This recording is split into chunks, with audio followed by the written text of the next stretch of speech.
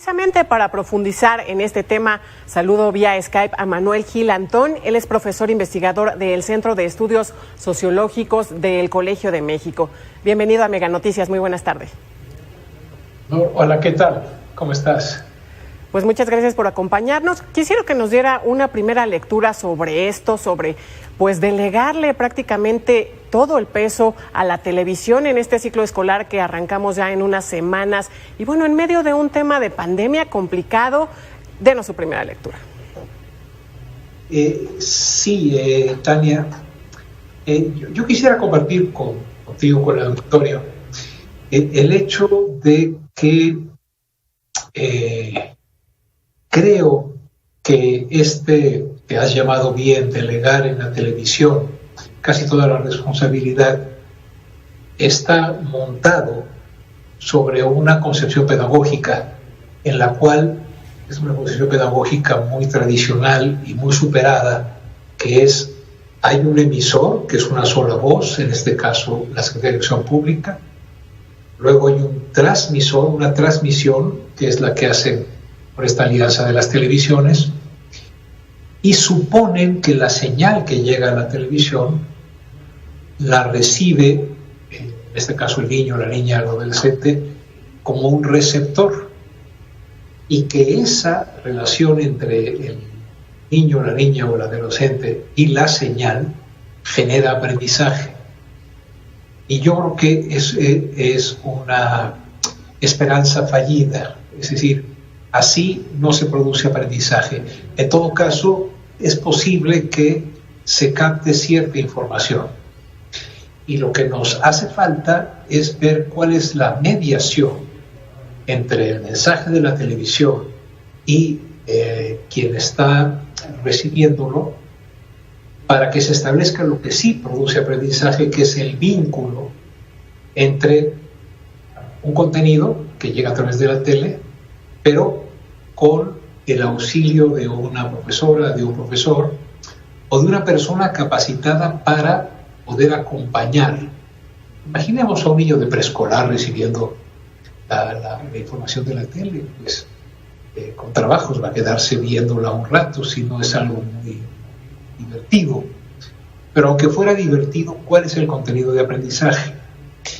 Entonces, cuando se anuncia esto por parte del presidente y del secretario de Educación, lo que yo echo de menos son dos cosas. Simbólicamente, no hay ningún profesor en el podio.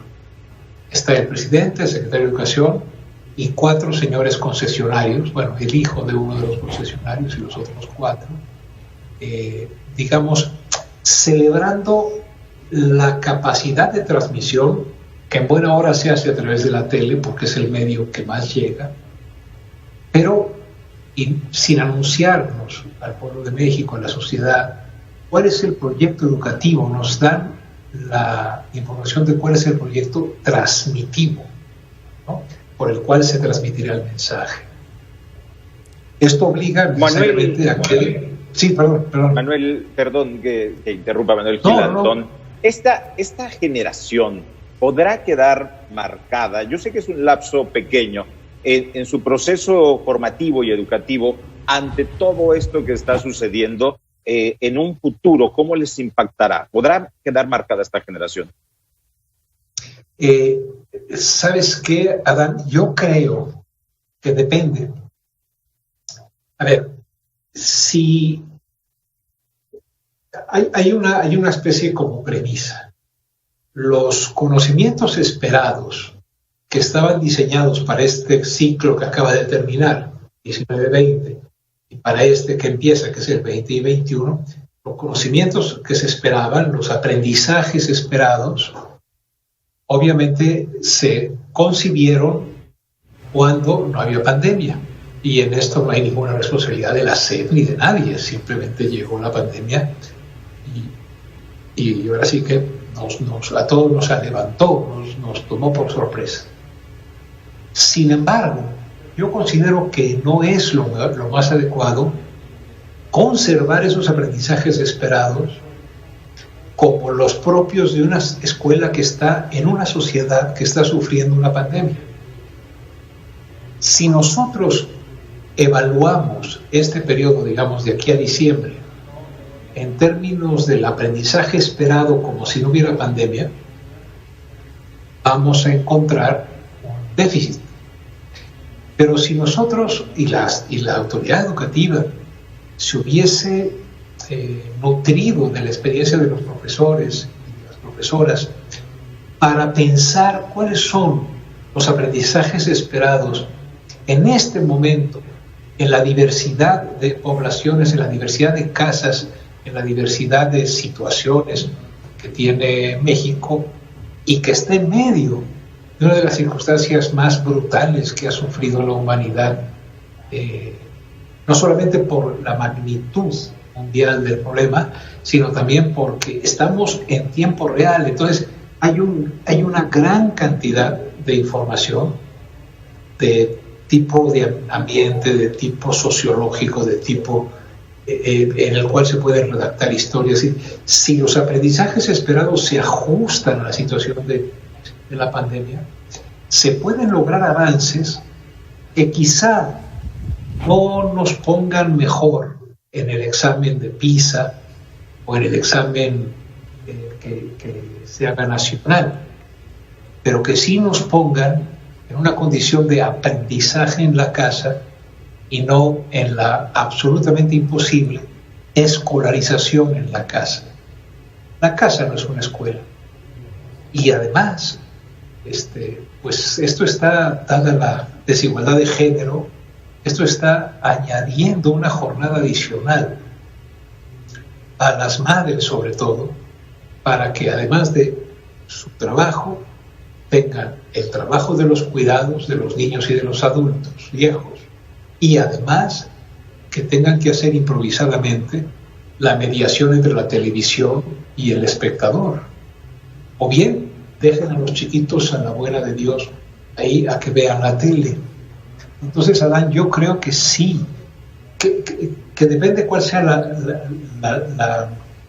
¿cómo llamarle? El objetivo. Si el objetivo es de aquí a diciembre modificar los aprendizajes deseables en términos de una comprensión de lo que está viviendo el mundo y sus casas, etcétera, podríamos tener mucho éxito. Y mucho éxito en lo educativo. Si se persiste en los aprendizajes esperados bajo el supuesto de que no hay pandemia, de que todo sigue igual, que lo que pasa en las clases, en la televisión, van a ser clases, no va a ser entretenimiento. Profesor. Entonces, pues no hay mucho que hacer, sí. Sí, profesor.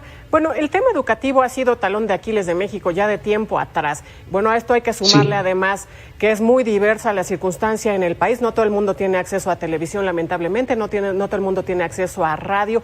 ¿Qué hacer para que este tema pues no resulte un fracaso? ¿Qué medidas tendrían que estarse tomando y cómo tendrían que a lo mejor interactuar los profesores? Me parece a mí que sí tenemos modos en los cuales esto podría ser muy relevante, pero van a pasar por un cambio fundamental. La única voz que ha sido hoy propuesta es la voz de la Secretaría de Educación Pública Central, que transmite a través de una manguera única hecha por 4 mangueras parciales, que va a llegar a niños que están sentados como cubetas. Yo pienso que el antídoto ante esta cuestión, que no es la correcta, es la consulta al magisterio. Adán, Tania, hay escuelas de comunidad, hay escuelas de barrio, hay escuelas de zona en las ciudades. No es lo mismo cada una de estas circunstancias. Los profesores en los 5 meses previos, cuando se dio el Aprende en Casa, fase 1, hicieron algunas experiencias extraordinarias para entrar en contacto con sus estudiantes. Cuando había computadora, con la computadora; cuando había WhatsApp, con el WhatsApp; cuando había la posibilidad de escribir cartas, escribían cartas; cuando la posibilidad era dar asesoría una vez al día a cada niño, a través de que la profesora estuviera a media calle y el chiquito o la chiquita en la ventana para resolver sus dudas, se intentó. Es decir, si involucramos al magisterio para que sea el mejor mediador posible, obviamente la televisión es el medio que llega a más partes y el radio. Eso no lo dudo. Si el Estado hubiese dicho solo computadora, hubiese dejado fuera a la mitad de la población. El problema no es haber elegido el medio, sino creer que el medio es el fin. No, el fin es el aprendizaje. El medio es el mensaje que llega en la televisión y una estructura pedagógica de mediación que puede hacerse en ocasiones más y en ocasiones menos, pero siempre de alguna manera con los que de educación saben. Los intelectuales más importantes del país, que son los profesores y profesoras, porque son los que construyen en esos niños que estamos viendo en la pantalla las estructuras cognitivas con las que van a aprender toda la vida. Me parece que eso fue lo que faltó en el anuncio, pero estamos a tiempo de que la Secretaría Pública convoque o, digamos, y convide al magisterio a no ser solamente la gente que supervisa que el niño esté sentado frente a la tele, sino aquel que acompaña a través de la asesoría a los padres, a través de él mismo, a través de medios remotos. De veras, yo vi cartas en que los niños escribían una carta cada semana a su profesor, y su profesor les hacía una carta personalizada. Fíjense, se escribía, es un aprendizaje, se pensaba para escribir, es un orden lógico. Y ese aprendizaje está en la base de lo más importante en la escuela, que es la expresión oral y escrita. Por ejemplo,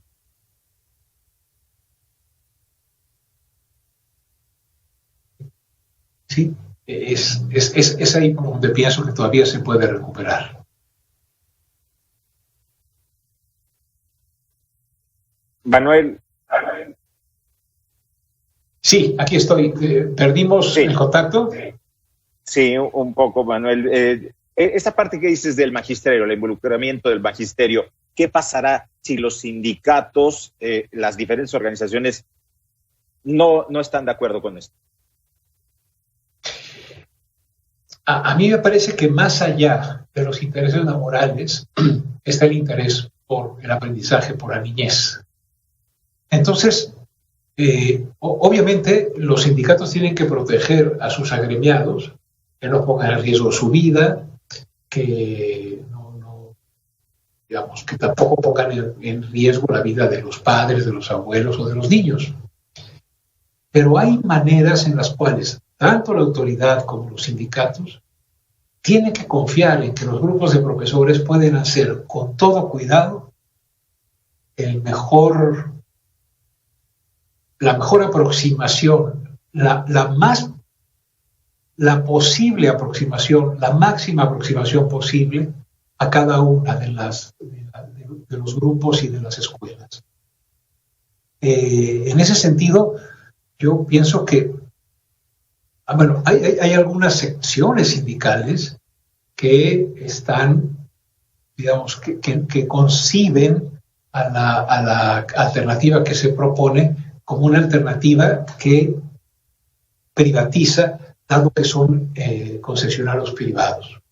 No necesariamente, en la medida en que el mensaje que llegue pueda ser reinterpretado por los niños con el auxilio de los profesores. Sí, profesor.